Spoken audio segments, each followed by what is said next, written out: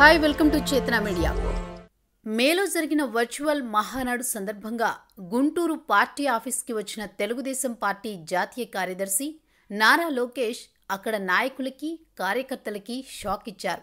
సాధారణంగా కాస్త బొద్దుగా ఉండే లోకేష్ బాగా బరువు తగ్గి సన్నగా కనపడేసరికి టీడీపీ నేతలు ఆనందం వ్యక్తం చేశారు. వారలా ఆనందం వ్యక్తం చేయడానికి కారణం ఉంది.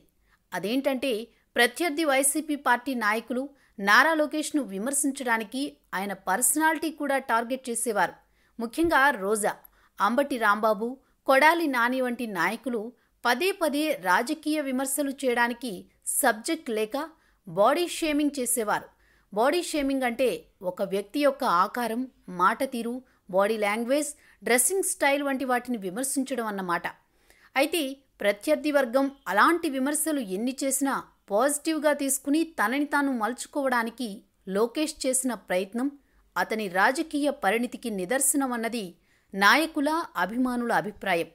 లాక్డౌన్లో ఖాళీ సమయాన్ని పూర్తిగా వినియోగించుకున్న లోకేష్ బరువు తగ్గారు. లాక్డౌన్ సమయంలో కరోనా ప్రోటోకాల్ పాటిస్తూ ఇంట్లోనే ఉన్నా నిత్యం ఆన్లైన్ ద్వారా కార్యకర్తలతో, నాయకులతో టచ్లో ఉంటున్న నారా లోకేష్ నిన్న విజయవాడలో పర్యటించారు. బెయిల్పై రిలీజ్ అయిన మాజీ మంత్రి కొల్లు రవీంద్రను, సీనియర్ నాయకులు దేవినేని ఉమా, గద్దె రామ్మోహన్ తదితరులతో కలిసి పరామర్శించారు. ఈ సందర్భంగా 3 నెలల్లో మరింత స్లిమ్గా, ట్రిమ్గా కనిపించి సందడి చేశారు. మీడియా పర్సన్స్ ఈ విషయం తెలుసుకోకోరగా కఠోరమైన వ్యాయామం చేస్తూ, ఆహార నియమాలు పాటిస్తూ దాదాపు 20 కేజీలు తగ్గినట్టు లోకేష్ తెలిపారు. లాక్డౌన్ టైంలో ఇంట్లోనే ఉంటూనే ఎటువంటి ట్రైనర్ని నియమించుకోకుండా ఓ యాప్తో ఈ ఫిట్నెస్ సాధించానని, home workouts and fitness plans కోసం నైక్ సంస్థ రూపొందించిన Nike training club NTC app install చేసుకుని అందులో సూచనలకు అనుగుణంగా వ్యాయామాలు చేస్తూ తన శరీరాకృతిని మలుచుకున్నానని లోకేష్ తెలిపారు.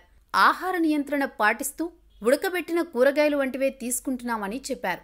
రోజుకి సుమారు 1 గంట వ్యాయామానికి కేటాయించడం వల్లే ఇది సాధ్యమైందని మీడియా ప్రతినిధులకు ఆయన వివరించారు.